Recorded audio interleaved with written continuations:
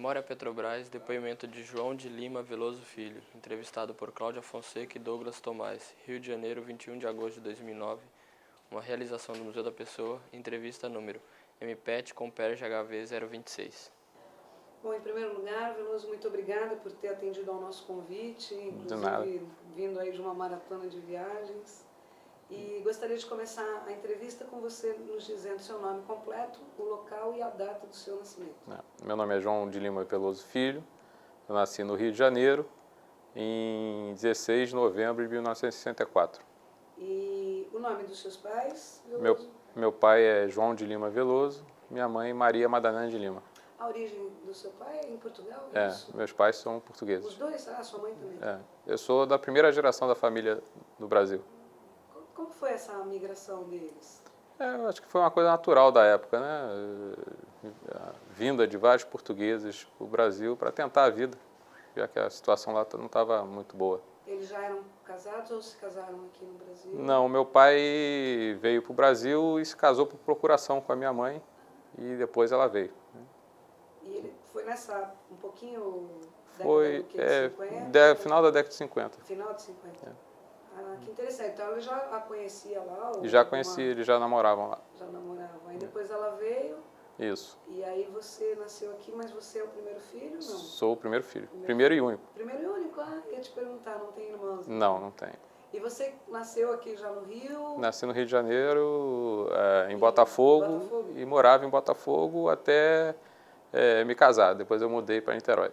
Certo. E a atividade dos seus pais? Meu pai era marceneiro, tinha uma fábrica de móveis ali em Botafogo, e minha mãe é a mãe, né, do lar. De casa, né?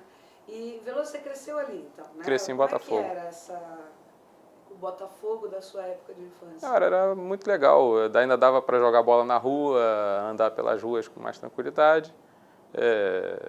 Vivia na praia, como qualquer criança ali da zona sul do Rio, né?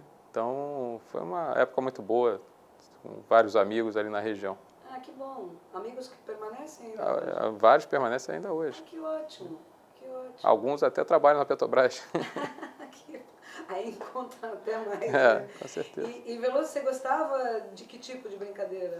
Eu gostava de estar com as pessoas, né? Eu gostava muito de ir para a praia, jogar vôlei, pegar onda, as coisas de quem mora perto de praia mesmo. Foi surfista, então? Eu não cheguei a ser surfista, mas pegava onda de peito e gostava de jogar futebol de areia, vôlei de praia.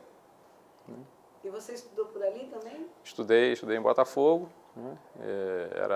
A escola era até ao lado da maternidade onde eu nasci, que hoje lá não existe mais. E depois o segundo grau eu fiz em Copacabana. E nessa também fase da sua infância, vocês moravam numa casa? Ou não, num apartamento. Já num apartamento? E era um apartamento bom, amplo? Não, um apartamento pequeno, quarto-sala, até pelas condições financeiras da família, mas nunca faltou nada que precisasse. Certo. Me fala então da sua primeira escola, como chamava?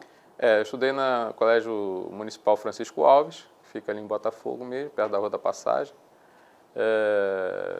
Foi um primeiro grau normal, colégio público, não teve grandes desafios, nem coisa muito diferente de qualquer escola comum aí. Você gostava de estudar? Você lembra disso? Não, eu até que era um bom aluno, mas eu tinha um problema. Como eu aprendia muito rápido, eu gostava mais de ficar batendo papo. Isso é terrível, né? É. Tinha uma disciplina, uma matéria que você gostasse mais? Ou... Eu sempre gostei de matemática, e nunca tive grandes problemas na escola, nem português, nem nada. Algum professor, professora que foi marcante? Foi sempre a mesma professora, né, ao longo do primário, né, e a professora Alice, não me recordo sobre o nome dela, mas foi o tempo todo com ela. Tive um amigo que também começou comigo desde o primeiro ano do primário e foi até o último ano do segundo grau, né? A gente estudou sempre na mesma sala, tudo. Mas depois, quando foi para a faculdade, cada um seguiu seu caminho. Até alguns anos que a gente não se vê. É mesmo? Como chama o amigo? Alexandre Tarquino. E aí o ginásio você trocou de escola? Troquei de escola, mas na verdade é uma escola que é ao lado, né? A escola Lígio Shoa. Hoje ela não tem mais esse nome, mudaram o nome da escola, não sei como ela se chama mais. e fica ali também, junto à Rua da Passagem, em Botafogo. E aí o ginásio também O ginásio também foi tranquilo, mesma sem coisa? problema. Alguém marcante? Não, sempre praticamente a mesma turma, só mudou de escola. Tá certo. Ao lado, né? É. Acho que meio natural, né? E aí o colegial, como é que foi? Segundo grau, segundo grau, eu fiz segundo grau técnico na Escola Estadual Infante Dom Henrique, fica ali em Copacabana. E foi meu primeiro contato com a engenharia, porque lá tinha o curso de técnico de engenharia civil. Então, foi um curso técnico, uma situação bem legal, as pessoas também bem legais. A grande parte da turma que vinha da outra escola seguiu também, a gente continuou junto. E alguns outros amigos que se formaram ali, que continuam meus amigos até hoje também. E você fez técnico em que área? Em construção civil. Construção civil. Era aquele edificações, não? Era. Técnico em edificações, né? Que era bem da... Uhum. E aí foi quando você despertou, quer dizer, na verdade você teve que escolher antes, né? Eu já tinha, eu digo sempre que minha vocação para engenheiro civil veio de me espelhar um pouco num primo que fazia engenharia civil e eu gostava do que ele levava para casa para fazer, aqueles projetos. Isso me inspirou e eu segui em frente. Você ficava ali, isso já na época, quando você Ainda era criança? quando era criança. Ficava meio que rodeando. Eu gostava de ver aquelas plantas e tal, aquilo me interessou e eu segui por esse caminho. E os seus pais acharam bacana, Sim. gostaram? Nunca interferiram na minha escolha. Não interferiram. Você poderia até dizer que foi esse primo, de certa forma, que te inspirou. Sim. Bacana. Aí então você teve esse contato, aí você já saiu do técnico com a ideia de cursar uma faculdade? Sim, já saí direto para a faculdade, fiz a Universidade Federal Fluminense, aqui em Niterói. Engenharia civil, já fui escolhido para fazer civil. E também foi um curso tranquilo, não teve grandes problemas de ser feito, né?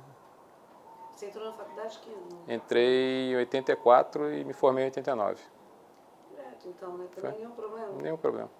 Nada marcante na faculdade? Não, só as farras de sempre, né? Eram boas? Era. O pessoal se reunia, saía, bebia, ia para festa. O pessoal de engenharia é um pessoal bem animado, né? Sim, Pelo sem menos dúvida. lá em São Paulo, aqui também. Aqui também. Aqui também. É a turma mais da pesada. Né? Gosta de sair, de se divertir, vai para as outras faculdades, né?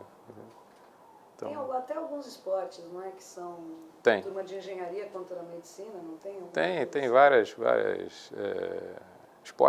Principalmente vôlei, futebol de salão, handball, o pessoal joga bastante e faz time contra outras faculdades. Você participava disso também? Participei durante algum tempo no time de vôlei. Que bom. Viajaram para jogar? Não, é só por aqui. Só por aqui. E na juventude, o que mais? Além do vôlei, o que mais você fazia? Além das farras de faculdade? Depois que entrei para a faculdade, procurei levar mais a sério e tentar ir em frente até para poder começar a estagiar e trabalhar. Ao longo da faculdade eu estagiei em algumas empresas. Trabalhei com a área de construção civil mesmo, até me formar. Depois que me formei, aí eu segui outros caminhos. Falar um pouquinho então desses estágios, onde é que você estagiou, você lembra? Eu estagiei numa empresa de edificações ali em Niterói mesmo, né? Uma empresa chamada Ciel. Fiquei como estagiário de construção civil, né?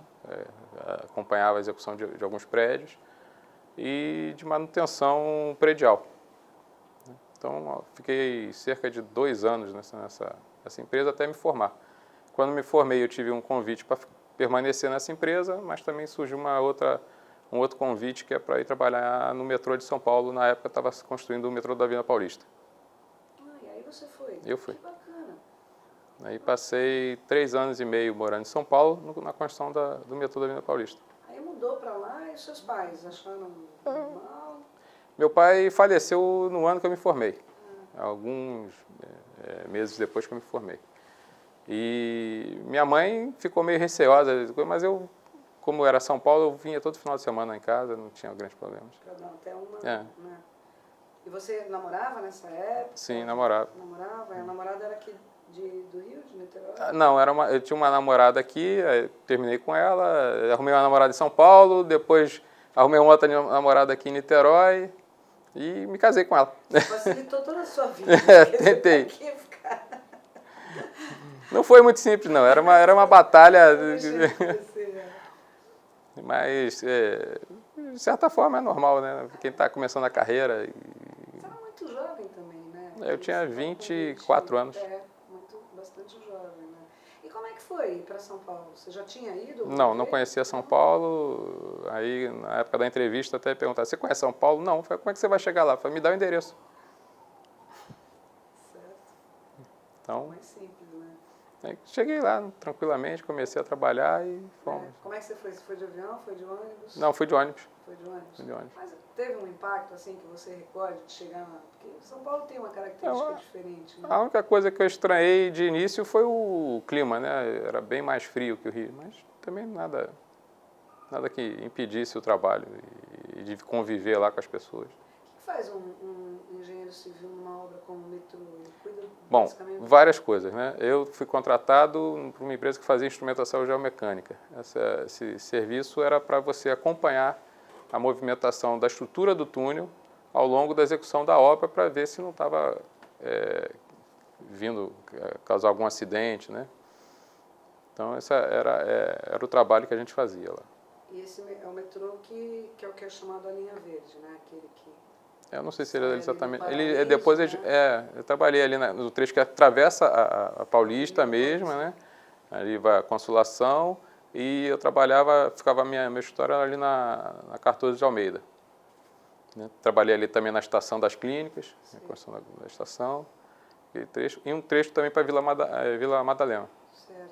E você ficou 2 anos, é isso? 3 anos e meio. 3 anos e meio. É. Foi uma experiência muito boa? Foi. Como é que você avalia isso? Foi excelente. Aprendi muitas coisas, aprendi com pessoas que são top de linha nessa área de túneis.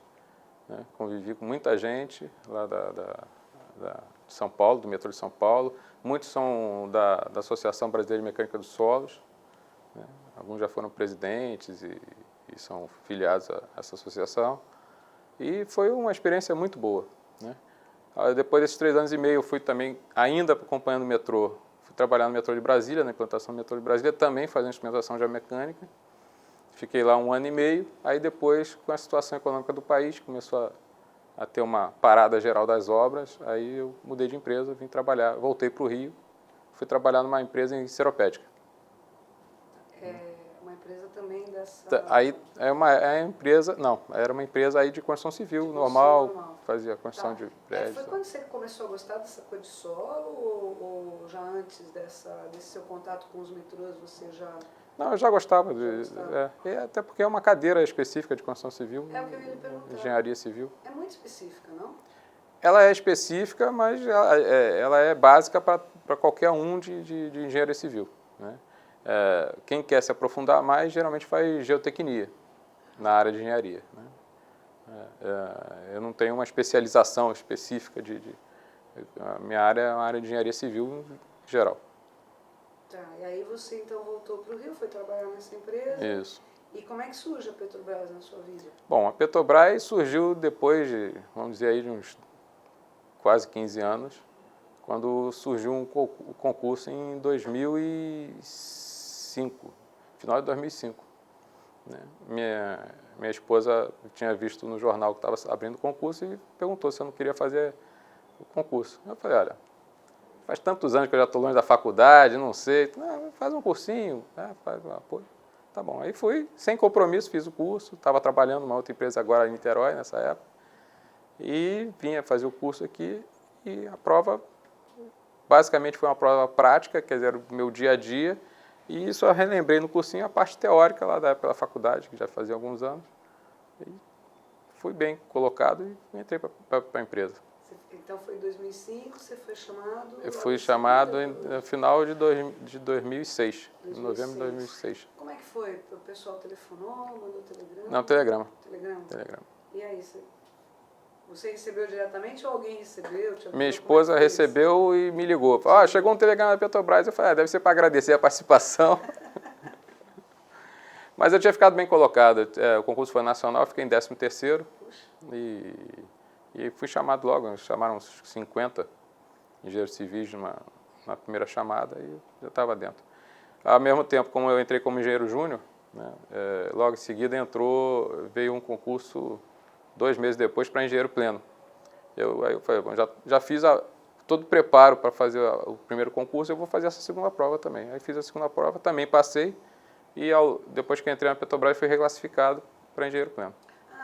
Isso é permitido? Quer dizer, é permitido. Você já estava contratado, mas você pode fazer Não, eu ainda não estava contratado quando eu fiz o novo concurso. Mas como eu já estava dentro da companhia, eu já tinha passado no outro concurso e abriu a vaga, eu só fui reclassificado. Você reclassificado, que bom também, né? Mas você teve que, de qualquer forma, fazer aquele curso de formação, né? Só quando eu entrei a primeira vez. A primeira vez. Para pleno já não precisa. Para pleno não precisa. Você já tinha. Onde é que você fez o curso? Foi aqui no Rio? Foi na UP. Na UP? Uhum. E era puxado? Como é que foi esse período? Não, um curso super tranquilo, super simples. É mais para conhecimento da empresa, né? Conhecer a área de negócio da empresa também, que é petróleo, né? E daí fazer a ambiência e começar a trabalhar. Foi um desafio você pensar isso? Eu sou um engenheiro civil e vou para a área de petróleo? Foi. Eu pensei assim, o que um engenheiro civil vai fazer na Petrobras? Aí depois, quando eu cheguei, como eu já sabia que existia o projeto do Comperj, a minha ideia sempre foi entrar no Comperj. Aí, já nas entrevistas lá na UP, quando mostraram as vagas para o Comperj, só existia uma vaga. Poucas pessoas se mostraram interessadas e eu tinha a maior experiência do grupo que estava entrando, fui chamado para... Casou a minha escolha com a escolha da unidade. Como é que você já sabia? Já sabia pela imprensa. Pela imprensa. Então, mas você lembra de quando foi a primeira vez que você leu? Foi ali perto da época que eu fiz o concurso. E você achou que era... Eu falei, olha, uma obra desse tamanho, desse porte, deve precisar de engenheiro civil. Então, acho que vai valer a pena fazer o concurso. Inclusive com esse conhecimento que você tinha já de solos, essas coisas, né? Sim, sim. E aí, então, foi super... Quer dizer, foi uma coisa absolutamente tranquila. Bastante. E aí foi o quê? 2006? Então, 2007 já? 2006. Finalzinho de 2006. Final de 2006. Então, você começa no Comperj direto? Quer dizer, direto. Você não passou por nenhuma outra área? Não. Né? Na verdade, naquela época, a gente ainda estava com uma unidade lá da área da engenharia, mais ligada ao abastecimento, que iniciou o Comperj até que se formasse a unidade Comperj, né? Na verdade, eu sou do IE Comperj. Isso. Você é do IE Comperj. Isso. Certo. Eu comecei no IEPQF. Essas siglas, IEPQF, eu já esqueci. Implementação de empreendimentos de petroquímica e fertilizantes. Aí depois formou o IE Comperj, aí você foi para... O IE Comperj, ele é totalmente... não é ligado à engenharia, nada disso.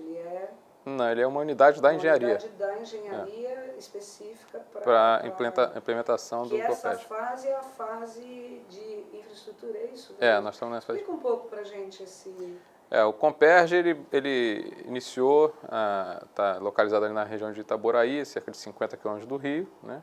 Tem uma área de 45 quilômetros quadrados, tem uma área industrial dentro desses 45 quilômetros quadrados de 11 quilômetros quadrados, e a gente está fazendo uma terraplenagem lá para preparar o terreno para a implantação das unidades de petroquímica, né?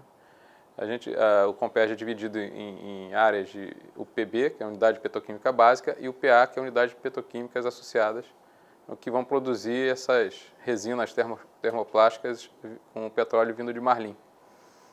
Então, é um empreendimento, um mega empreendimento da Petrobras. Ele é hoje o maior investimento da história da Petrobras, em que a Petrobras é a única participante. Então, é um desafio muito grande, né? A fase que nós estamos hoje é de terraplenagem mesmo, né? São 55 milhões de metros cúbicos de movimento de solo. Com certeza é a maior terraplenagem do país, comparável a muitas barragens, né? Não existe movimentação de solos desse nível para porte industrial, e provavelmente uma das maiores do mundo. A gente não tem dados para comparar, mas pelo volume a gente já sabe que é uma das maiores do mundo. Para chegar nessa fase da terraplenagem, o que foi necessário ser feito? Como é que são os processos? Quando eu cheguei, o Comperj já tinha cerca de 1 ano e meio a 2 anos de vida, né? Ele já vinha sendo trabalhado. Então, naquela época, a gente começou já a preparar o projeto da terraplanagem, né? Então, foi feito existe um projeto conceitual elaborado pelo SEMPES, foi contratada uma empresa para elaborar o projeto básico e aí preparar um projeto mais detalhado, praticamente um executivo, para que se contratasse a terraplanagem em si, né? A terraplanagem começou ali em maio de 2008, nós já estamos com cerca de 42% da obra executada, né? Mas infelizmente nós estamos muito impactados por chuva, tem chovido muito desde o ano passado, isso tem trazido aí problemas para a execução, porque a terraplanagem, o material básico da terraplanagem é solo, ele é muito sensível à umidade e com a umidade alta a gente não consegue executar o serviço. Em função das máquinas? Não só, além da questão de segurança, de circulação das máquinas, a própria umidade do solo estando elevada, você não consegue compactar os aterros e é uma condição técnica, não é mais uma condição nem de segurança, nem de opção, né? Você simplesmente não tem a condição técnica ideal para você executar o serviço. Quando você chegou, então esse projeto ele já estava pronto? Não, ele não estava pronto, ele foi elaborado ao longo. Ele já tinha um conceitual pronto. O conceitual estava pronto, mas na elaboração você já então participou? Já comecei a participar, Quando eu fui designado para a equipe que iria trabalhar na terraplanagem, aí eu entrei mais a fundo no projeto. Aí já peguei ele numa fase já de projeto pré-executivo, vamos dizer assim. Tá. E você participou da escolha dos equipamentos, não foi, Veloso? Não, a escolha dos equipamentos faz parte do consórcio das empresas que está participando da construção, né? Mas essa escolha é uma escolha natural pelos próprios equipamentos que a empresa tem e a disponibilidade de mercado, né? Você não consegue fazer uma terraplanagem como essa com meia dúzia de equipamentos, né? Então, a ideia inicial que a gente tinha é que seriam necessários em torno aí de 400 a 500 equipamentos para executar essa obra. Hoje, lá, nós temos cerca de 800.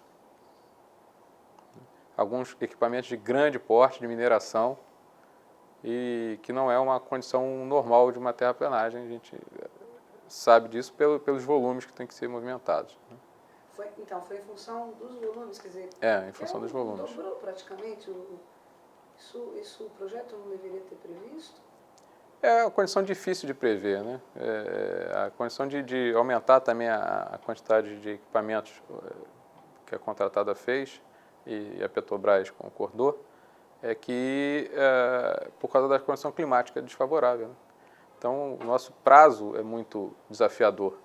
E quando não chove, a gente tem que produzir para compensar o período que choveu. Melhor, né, a gente entender porque fiquei pensando, 400 depois dobra, pensei que era já um erro de projeto, mas não, realmente essa questão mesmo de cronograma. Exatamente, a gente tem que tentar cumprir esse cronograma, porque todas as outras unidades que vão entrar depois dependem da terraplanagem estar concluída, né? A gente até já sabe que a gente não vai estar com 100% da terraplanagem concluído, mas estamos dando prioridade às áreas onde vão entrar as primeiras unidades para começar a sua construção. Mas 42% é um número... Já é um número bastante bom. Né? De maio do ano passado para cá. Exato, porque nós tivemos muita chuva. Muita chuva, é verdade. Estamos tendo hoje. Continuamos com chuva. Parado, né? Você é aquele cara que acorda, olha para o tempo e fala, ai, é isso. Ultimamente eu sou conhecido como homem do tempo. É mesmo? O pessoal me pergunta como é que está a condição do tempo final de semana. Eu falo, vai chover, não vai chover? Você está ligado nisso o tempo todo. Né? Me fala um pouquinho mais dessas escavadeiras gigantes. Isso estava previsto, evidentemente. Você está me dizendo que é uma experiência que vem da mineração. Muitas dessas escavadeiras, nós temos uma escavadeira muito grande que tem a capacidade de cada caçamba que ela escava de 20 metros cúbicos. Ela consegue carregar um caminhão fora de estrada que tem 60 metros cúbicos, né, com 3 caçambas. Ela escava 3 vezes, já encheu o caminhão, sai. E dá uma produção bastante elevada, né? Mas nós temos todos os tipos de equipamentos possíveis de terraplanagem lá. Nós temos motoscrapers, nós temos tratores de esteira, nós temos motoniveladoras, pastas carregadeiras, escavadeiras de vários portes, né? Temos várias situações que têm que ser tratadas lá a nível de situação de geotécnica, né? A área é uma área rural, né? Muitos canais, muitos que a gente chama de talvegs, né? E esses talvegs eles têm o solo com baixa resistência, eles têm que ser removidos ou têm que ser tratados para que a gente consiga executar a terraplanagem. Então, você tem vários equipamentos trabalhando ao mesmo tempo, fazendo coisas diferentes, mas buscando abrir frente de serviços para terraplanagem. Explica para mim, não entendo nada disso. Quer dizer, como é que faz? Tem uma vegetação. Isso. Primeiro você vai e tira essa vegetação ou não? Vai direto? Deixa eu tentar explicar. A área lá ela tem algumas manchas de mata e muito pasto, né? As áreas que tem mata, por condições de licenciamento, a gente tem que cortar com motosserra, derrubar essas árvores, desgalhar elas, cortar os troncos em toras menores e acondicionar isso em um local dentro do próprio Comperj para fazer a compensação ambiental específica. Depois disso, você tem que destocar, ou seja, arrancar as raízes que ficaram, porque aquilo não pode ficar ali.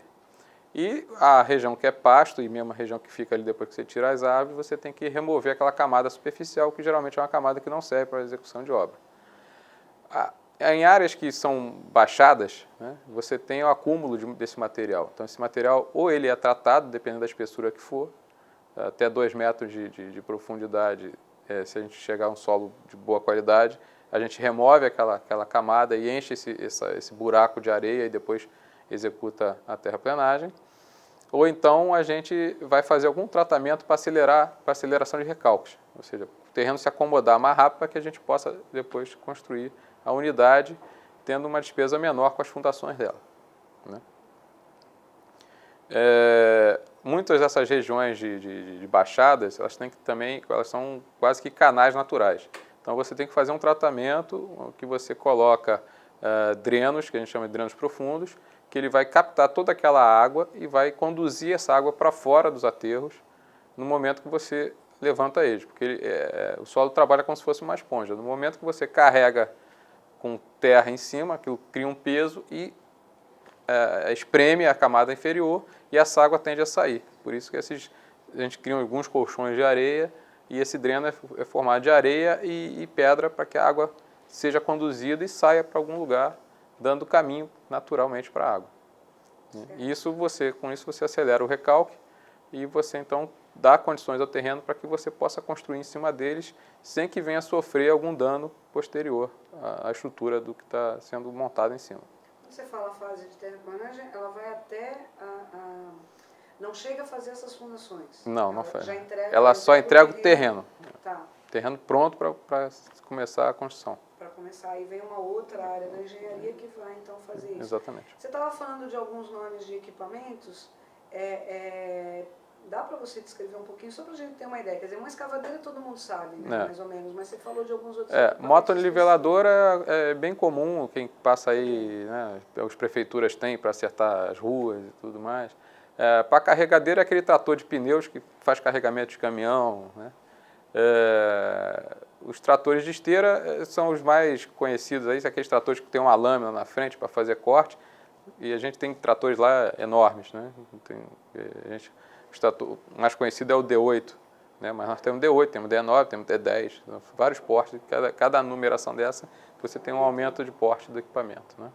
Aí você vai aumentando a área. Tem o tamanho da lâmina e tem a potência do equipamento, né? Para executar o trabalho, né? Nós temos os motoscrapers, que esses é um pouco menos conhecido, mas é fácil as pessoas vão saber que é aquele equipamento que ao mesmo tempo que ele anda, ele ou corta o solo e armazena o material dentro de uma caçamba interna que ele tem, e depois ele se desloca até o local onde vai largar aquele material, abre a caçamba e já esparrama o material, né? E você tem depois vários outros equipamentos. Tem trator agrícola com grade, que é para fazer destorroar o material e fazer ele perder umidade. Você tem caminhão-pipa para corrigir a umidade, quando ela está muito baixa, você precisa ter uma umidade, o que a gente chama de umidade ótima, uma faixa de umidade que vai te trazer a maior qualidade possível do aterro, né? Que mais que nós temos lá? Nós temos alguns tratores desses com escarificador, que às vezes depois que chove você tem que tratar o terreno de novo para poder lançar nova camada.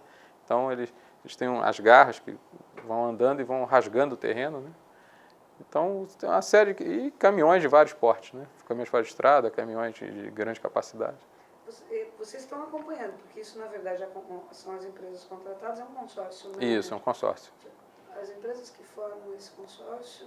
Andrade Gutierrez, Norberto Odebrecht e Queiroz Galvão. São as grandes consultoras. Exato. Né? Que também, talvez só elas teriam mesmo esses equipamentos. Não, tem várias outras grandes que têm esses equipamentos ou que conseguem pelo menos alugar aí esses equipamentos. Né? E aí, mas vocês estão acompanhando o tempo inteiro. Claro, né? sim. Inclusive, a orientação é toda de vocês, né? Sim. Toda da Petrobras. Isso. Né? Inclusive com relação a essa questão ambiental, esse cuidado também. Que tem que se ter. Todo esse cuidado é tido através das condicionantes ambientais do licenciamento para a execução da obra do Comperj. Né? Algumas condicionantes visam a gente melhorar as condições de obra, né? A gente hoje não tem mais bota fora, né? São áreas de depósito de material excedente, que a gente chama, né?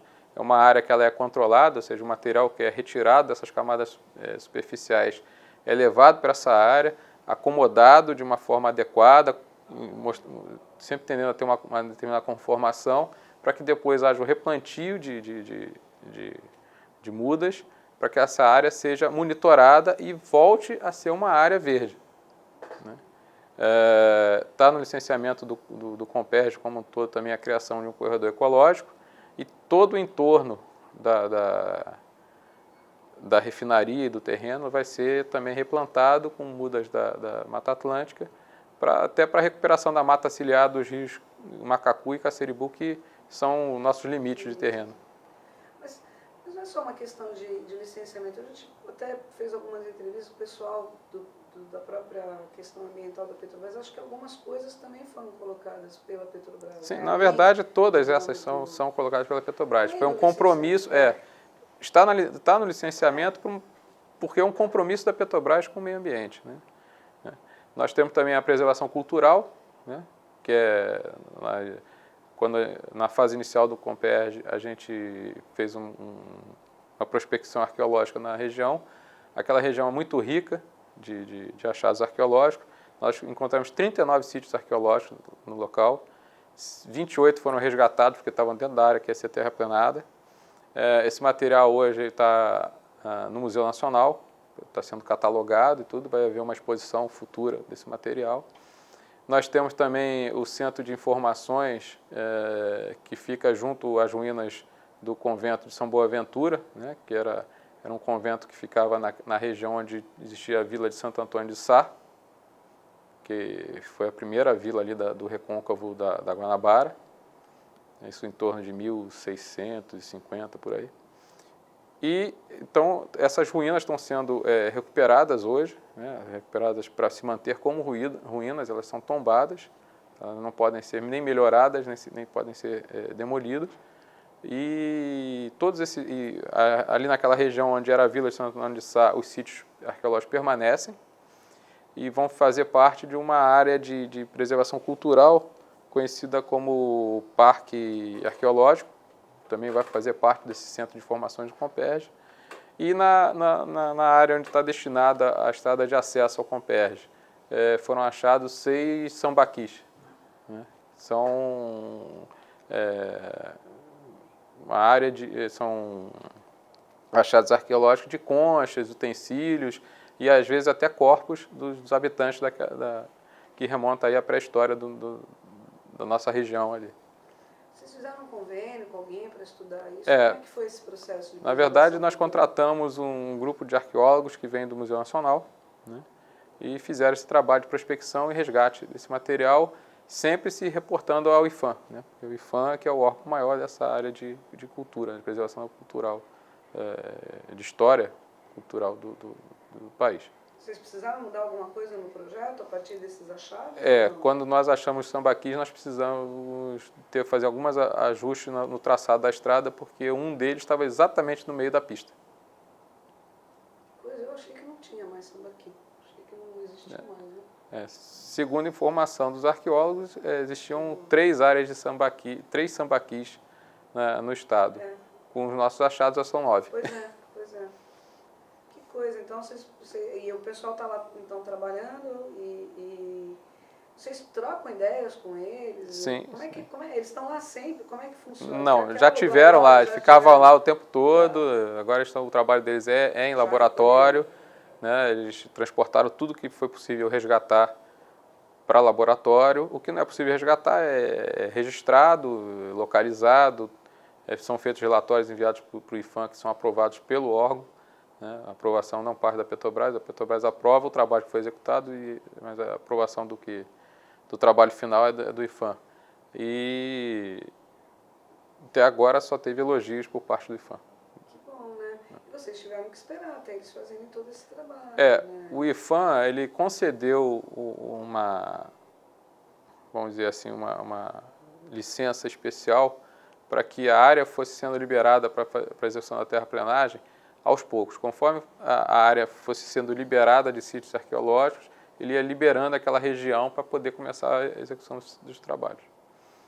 Então, é uma coisa que é inédita aqui no Rio de Janeiro, acredito que até no Brasil, esse resgate em partes e a autorização para começar a execução dos trabalhos de terraplenagem. Mas é que no final não houve um impacto muito grande. Não foi muito bom, porque a gente achamos muito mais sítios arqueológicos que a gente imaginava achar. Né? A ideia, a estimativa inicial era que fosse entre 5 e 6 sítios arqueológicos e achamos 39. 39, né? Mas, de qualquer forma, pelo que você está explicando, me parece que o impacto não foi muito grande. Né? Há um impacto, mas diante dessa... não chegou a ser uma coisa assim que trouxesse um grande prejuízo ao andamento do serviço. Né? Bacana. E Veloso, me diz uma coisa, você estava até dizendo que talvez a maior obra de terraplenagem do mundo, isso causa um certo impacto na economia do planeta, você não acha? O próprio Comperj, né? Para a economia do Estado e do Brasil, com certeza, né? Porque hoje nós exportamos petróleo pesado e importamos a matéria-prima para a execução de plástico ou o plástico pronto. Com a implantação do Comperj, a gente vai deixar de importar e, segundo estimativas, nós vamos ter uma economia de 2 bilhões de dólares anuais com a produção dessas resinas aqui no Brasil, aqui no Rio de Janeiro. Veloso, a sua função no IEComperj hoje, especificamente, qual Eu sou o gerente de construção e montagem de infraestrutura e sou o gerente do contrato da terraplenagem. Tá. Então, você também, além da terraplenagem, você tem outras atribuições. Vamos exato. falar um pouquinho dessas suas outras atribuições. Bom, a infraestrutura, além da terraplenagem, nós vamos ter a parte de distribuição de energia elétrica e de água para a fase de obras do Comperj. Vamos ter também, dentro da nossa gerência lá, a parte de arruamentos, né? Toda a parte de arruamentos do empreendimento vai ser executada pela minha gerência. Além de outros contratos um pouco menores, mas tudo sempre na linha de infraestrutura. Alguém já contou para a gente essa coisa toda de água, que é extremamente difícil, né? Vocês levarem para lá. Eu vou pegar a água que vai ser trazida da adutora ali do Laranjal, né? A Petrobras fez um convênio com a SEDAI, vai fazer a ampliação da adutora e vai fazer uma rede, uns dutos que vão trazer água não só para o Comperj, mas também para o município de Itaboraí. Né? E a partir daquele ponto onde chegar esses dutos, eu vou pegar essa água para distribuir internamente. Essa que é a função da minha gerência. Tá. E a energia elétrica vai vir de onde? A energia elétrica, a gente está montando uma subestação, né, que está com outra gerência, não está comigo, e a linha de transmissão também que vem da Sérgio, da Ampla. E aí vai ser também só para a fase obra. Eu pego a partir dessa subestação e distribuo dentro do Comperj com posteamento e fiação aérea. Porque depois vai ser necessário, né? Porque o próprio processo demanda muita energia. Muita energia. Aí isso tem uma outra subestação com uma linha de transmissão específica que vai atender todo o Comperj na fase posterior à obra, né? Isso está em estudo ou já está um pouco definido? Não, já está bem adiantado os trabalhos, acho que se não me engano já deve estar em fase de contratação já. Muito bom. Aí, isso até de uma certa forma bem antecipado, não? Não, está no tempo. Está no tempo. Tá no tempo. Você tem que também ter conhecimento disso, né? Sim. O que você está fazendo agora. A gente interage muito internamente para saber os tempos que cada unidade precisa, né? Até para a questão de definição de prioridade na terraplanagem, né? Uma vez que está chovendo muito, o serviço não consegue andar, vamos dizer assim, com uma certa normalidade, a gente tem que determinar quais são as prioridades das áreas que a gente precisa ter. Então, eu não consigo, eu costumo dizer o seguinte, eu não consigo fazer a terraplanagem de uma unidade, assim, de uma área onde vão ter várias unidades, inclusive aquela que tem prioridade. Então, a minha prioridade é dessa forma, essa área vai entrar uma unidade daqui a 6 meses, 8 meses, 1 ano. Então, concentra os esforços para poder liberar aquela área dentro do prazo que eles precisam. Eu estava aqui pensando, como é que vocês controlam esse cronograma? Porque ele é gigantesco, né? Ele é enorme. Tem um grupo que só faz isso. Só faz Fica isso. o tempo todo entrando em contato com a gente, olha, atenção naquilo, olha aquela outra situação, me dá a oposição, como é que você está, como é que está o seu andamento físico da obra. Então eles estão sempre controlando, a gente sempre interagindo com eles. Você tem milhares de tarefas predecessoras, né? Deve ser uma coisa... Tem um programa que além de um grupo, tem um programa que tem. A gente utiliza o Primavera para fazer esse acompanhamento dessa obra, essa mega obra, né? Esse programa é um programa de É um programa comercial de planejamento. Adaptar. Não. Porque ele é um programa genérico, você estrutura a obra da forma que você achar mais adequada. O empreendimento todo, no caso. Nossa, desse não. Sim. Esse pessoal que cuida disso deve pior que controlador de voo. Né? É mais ou menos isso. Deve ser bastante interessante. Agora, me diga uma coisa, Veloso, tem toda essa questão também com os municípios, né? Com as comunidades. Isso. Essa área de infraestrutura também, de certa forma, tem que olhar um pouco. A gente olha isso, mas a função de contato com esses órgãos e tal é do Comperj, né, que é o nosso cliente, mas as informações a gente fornece para eles ou até alguma necessidade que eles venham demonstrar, a gente tenta atender dentro do limite da legalidade. Né? A gente também não tem muito poder para fazer nada além do que fica depois dos muros do Comperj. Sim, mas de certa forma, por exemplo, me ocorreu, você vai passar uma estrada, de repente, até para essas grandes máquinas, e aí pode ser que haja um impacto em alguma comunidade ali perto. Vocês também têm que estar, né, bastante em contato. A gente está em contato, mas como eu disse, o contato maior é feito através do nosso cliente, certo. Que é o Comperj. Tá certo. E Veloso, até aqui, o que você poderia destacar como uma boa prática desse trabalho, especificamente da sua área, evidente? Olha, o que eu vejo que tenha sido uma boa prática é justamente esse convívio com as outras áreas, né? A interação entre as áreas tem levado ao empreendimento a caminhar de uma forma que a gente acredita que é satisfatória, né? A gente sabia que, olha, dá uma atenção naquela área porque vai entrar um empreendimento, olha, aquela outra região você tem que tomar um determinado cuidado porque vai entrar um equipamento ali que é sensível, tem que ver a situação de recalques e tal. Então, isso é uma interação que é importante para nós que estamos lá executando a terraplanagem e é importante para quem vai construir em cima da terraplanagem que a gente vai deixar. Então, esse convívio, esse intercâmbio, interface mesmo que a gente tem com as demais áreas que vão utilizar o que a gente está deixando lá, que é importante e que tem sido bastante interessante. Então, esse convívio, ele é constante, existem algumas né? Já existe uma agenda, por exemplo, todo Sim, mês? tem agendas, tem uma reunião semanal que é feita com o cliente, né? Essas informações são distribuídas para nós e a gente consegue, então, interagir com eles. Às vezes, alguma dificuldade encontrada em função do que eles pedem, que a gente não consiga atender ou que tem que ter uma atenção específica para aquele ponto, a gente entra em contato para não deixar a coisa ficar solta e depois ter alguma implicação aí no andamento dos serviços de quem vai vir depois, né? Houve até aqui alguma dificuldade que tenha sido mesmo uma coisa que você falou, nossa, isso aqui está me preocupando, além do tempo?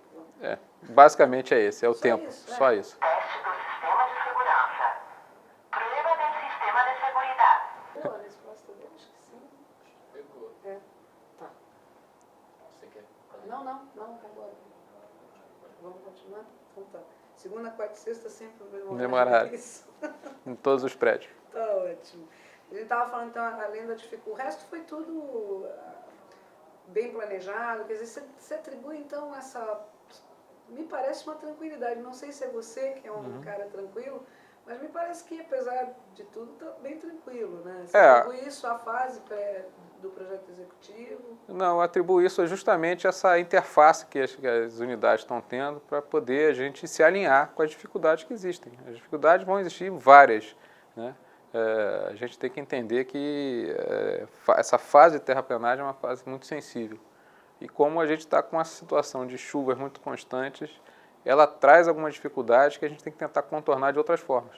Então, é justamente esse contato que faz com que a gente chegue a soluções negociadas para poder atender as unidades que vão vir depois. Certo. Estava prevista para terminar quando? Já era para ter terminado. Já? Já era para ter terminado agora no meio do ano. Só que, infelizmente, as chuvas não deixaram. Nós já temos, em dias de chuvas, 150 dias de chuvas computados até abril. Quase meio ano, né? E agora vocês reajustaram o cronograma? Tem uma A gente faz o ajuste do cronograma, né? O contrato com as empresas é um cronograma seco, né? Ele tem um prazo definido em dias de trabalho. Ele tem que cumprir esse cronograma e que já é um cronograma desafiador. Com esse problema das chuvas é muito pior, né? Mas vocês reajustaram, sabem agora para onde foi, por exemplo? O programa já te jogou? Ele já me jogou até dezembro. Deste ano? Deste ano, considerando o que a gente já levantou até abril. Então, provavelmente vai passar para o ano que vem. Mas a gente está até satisfeito, porque com essa realização de 40%, a gente está dentro de uma expectativa boa, né? Uma coisa agora interessante, quer dizer, o contrato é em dias secos. Quer dizer, a contratada não vai te cobrar nem isso? Não, a Petrobras fez está utilizando um procedimento de pagamento, de ressarcimento desses custos que já ocorre ao longo do contrato, né? Uma situação inovadora, né, que a Petrobras está adotando, que conseguiu reduzir os custos dos serviços, né, mas que puxou o risco dessa chuva toda para a Petrobras, tirando das contratadas. Isso, por um lado, é bom porque você evita muito discussão ao final do contrato, porque choveu mais, não choveu mais, está dentro da média história, não está. Então, você já tem uma regra definida em que você utiliza ao longo do contrato e você elimina essas cobranças futuras, né? Agora, é ruim porque você fica sem uma ideia exatamente quando vai acabar a obra, né? Mas eu acredito que qualquer que fosse o modelo, com as chuvas que estão ocorrendo, a gente não teria ideia de quando vai acabar a obra. Porque se continuar do jeito que está, a tendência é que o prazo se alongue em função dessa situação de chuva, porque não permite que o solo seja trabalhado em função de você nunca ter a umidade que você precisa para trabalhar. Está sempre elevada e você tem sempre retrabalhando o solo para poder alcançar a umidade necessária. Nossa, eu acho que deve ser mesmo um grande desafio. Né? Fico aqui imaginando, você está falando, está me formando uma imagem, né? Uhum. Hoje, por exemplo, o pessoal está lá parado, como esteve provavelmente ontem e anteontem. Não, anteontem eles trabalharam. A chuva não chegou a impactar, ainda foi uma chuva muito pequena, que a gente costuma dizer aquela chuva que só baixa a poeira. Né? Então ela não chega a atrapalhar, mas a de ontem paralisou o serviço porque encharcou o terreno, não tem mais continuar trabalhando. Né? Muito bem, você precisa fazer um acordo com o São Pedro, né? Já devem ter te falado isso. Eu estou acendendo até velhinha para ele. Veloso, me fala agora, vamos falar um pouquinho dessa sua fase de namoro, casamento, essa sua... Como chama a sua esposa? Maria Fátima. Maria Fátima, ela é lá de Niterói? Não, ela é carioca, né, mas morava em Niterói. Quando eu conheci, ela já morava em Niterói. Né? Como é que vocês se conheceram? Ela trabalhava com um amigo de infância meu. Né, e quando eu voltava de São Paulo, geralmente a gente saía junto e tal. E por acaso ele tinha chamado ela para sair para tentar fazer ela namorar com outro amigo nosso. O Cupido. Foi tentar ser o Cupido e, na verdade, nesse dia eu estava aqui no Rio, a gente ia sair junto, e quem atendeu a porta fui eu, aí ficamos conversando, saímos, conversamos mais e tal, até que a gente começou a namorar. E ela faz o quê? Ela é economista, né, e também é contadora, né, trabalha na Vale do Rio Doce. E a gente tem um filho de 9 anos, lindo, maravilhoso. Como chama? João Gabriel. Que bonito. E estamos aí juntos. Ela está me aturando aí já há alguns anos. Vocês casaram quando? Casamos em 85. Um pouquinho depois você se formou, então? Não, desculpa. não. Eu me formei em 89. A gente casou em 95. 95. 95, 89. Você entrou em 84, né? Na faculdade, me formei em 89 e casei com ela em 95. A gente se conheceu em 90. Na Copa do Mundo, perto da Copa do Mundo, começamos a namorar na Copa do Mundo de 90. Que bacana, então. Foi uma data marcada, bem marcada. Bem marcante. E aí tem o João, que está com 9 anos, só ele. Programado só para ser ele? Não, infelizmente não veio outro. Tá. Não, porque eu ia até brincar com você, porque normalmente filhos únicos querem ter muitos filhos, né? Não sei se isso... Muitos não, mas pelo menos 2 eu gostaria de ter. Mas infelizmente não veio. Não, mas está ótimo. E o João já acompanha você, gosta da tua profissão, da profissão? Ele gosta, ele acha interessante, ele só fica um pouco chateado porque eu fico muito tempo fora, né? É o contrário, quando antes eu estava na Petrobras, eu ficava muito tempo presente com ele. Levava ele na escola, buscava na escola, brincava com ele, saía. E agora, na Petrobras, infelizmente, com esse projeto, a gente não tem muito tempo, né? Eu saio muito cedo de casa, chego sempre muito tarde, às vezes estou viajando. E aí ele fica, às vezes, até cobrando, né? Imagino. Gosta de bola, João? Gosta de jogar bola, está aprendendo a velejar agora. Então, gosta de nadar, faz judô também. E é bom aluno, então não tem o que reclamar dele, não. Está indo bem. Que bom. Então, a gente já está chegando ao finalzinho da entrevista. Eu só queria retomar uma questão. Quer dizer, quando você entrou já no Comperj, Sim. Né, na função ainda de engenheiro pleno. Engenheiro júnior. Engenheiro júnior, depois você foi reclassificado. Correto. Depois, como é que se deu essa sua trajetória até chegar à gerência? Pelo meu envolvimento com o projeto, na época que foi lançado o Comperj, que o Lula foi visitar a obra para fazer o lançamento da obra, o gerente geral, que estava chegando naquela época também, me chamou e perguntou se eu não gostaria de assumir a gerência, né? Ainda não estava especificada qual gerência, mas assumir uma gerência dentro da execução do Comperj e ser gerente do contrato da terraplenagem. Né? Como eu já tinha muito envolvimento, tinha muito conhecimento da obra em si, porque eu estava lá desde a época que a gente tinha que pedir permissão para entrar, abrir porteira, fechar porteira, aceitei, gostei da ideia, do que foi proposto, e acabei assumindo essa gerência, então, de infraestrutura.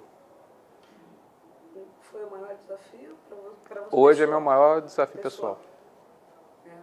Com certeza, porque com 2 anos e meio, pouco mais de 2 anos e meio de companhia, ser gerente de uma obra desse vulto, com contratos enormes, tendo que me acostumar com TCU, com CGU, auditorias internas, coisas que já tinha passado em outras empresas fora, mas não com a força que tem dentro da Petrobras, é uma coisa bastante desafiadora, né? é uma mudança de visão profissional. Você tem uma equipe grande, pequena? Minha equipe é até bastante razoável, né? Tem cerca de 46 pessoas trabalhando comigo, né? Mas também em função do tamanho da área que a gente tem que fiscalizar. Eu tenho a impressão que tudo no Comperj é bastante enxuto, não sei se é uma impressão A gente busca trabalhar com o mínimo possível, né? possível. Mas a gente tem que dimensionar a força de trabalho de uma forma adequada, né? A terraplenagem trabalha hoje com 4 frentes de obra, dia e noite. Então eu tenho uma equipe noturna, que é mais reduzida, e tenho uma equipe diurna que, além de acompanhar a obra, tem que acompanhar o projeto, me ajuda no acompanhamento do cronograma, no controle das medições. Então é um trabalho bastante grande e que demanda muito tempo de acompanhamento, né? Então é muito difícil para todos. Mas o pessoal está bem integrado. Lá, o que eu costumo dizer, eu tenho a sorte de ter uma equipe que eu não preciso ficar mandando. Todo mundo sabe o que tem que fazer, sabe do tamanho do desafio e vai em frente trabalhando e me aciona nas necessidades. Aquelas coisas corriqueiras que, olha, a gente precisa ver isso, ele já sabe que tem que ver. Então não tenho essa preocupação. Que bom, essa equipe tem um perfil mais de engenheiros, mais de... A maioria deles engenheiros civis, né? Tem alguns técnicos também que vêm da área civil e tem pessoas que são administrativas e tal, que acompanham essa parte de controle, de medição. Tem o pessoal de planejamento mesmo, que é específico. Tem uma menina lá que ela é administradora, mas também está fazendo engenharia civil, até para entender melhor. Deve estar para se formar agora. E são eu diria que são meus vários braços direitos dentro do empreendimento. Legal. Você escolheu essa equipe? Você participou? Não, eu escolhi cada um deles, eu recebi os currículos, entrevistei e fui formando a equipe ao longo do tempo. Apenas uma pessoa que está lá, que já estava dentro do Comperj, que me deu maior força no início, né, para achar essas pessoas. E com o tempo também, com a ajuda do meu gerente, também a gente foi trazendo pessoas que agregavam a equipe, né? O seu gerente é o... É o Miguel Ângelo Duque Estrada. Tá. Eu acho que Douglas ok aí, né? Você sabia já dessa iniciativa do Memória Petrobras? Já conhecia. Quando entrei na Petrobras já mostraram que existia. Foi vocês, O que você acha dessa ideia? Eu acho muito bom, né? Você vai recuperando um pouco da memória, não só da empresa, mas dos empreendimentos, né? Isso fica esquecido no passado, né? Enquanto está todo mundo vivendo, todo mundo sabe. No momento que passa aquele empreendimento, as pessoas se redistribuem ou saem até da empresa e você perde aquele sentimento que existia naquele momento, né? Então, acho que é bastante válido a gente manter isso vivo. Legal. E gostou de participar da entrevista? Gostei. Bater esse papo com a gente? Gostei, muito bom. Né? Então tá bom, Veloso. Ok? Muito obrigada Eu que por agradeço. ter atendido. Tudo bem? Tudo bem. Não? Então tá. Obrigada. Obrigado. Nada.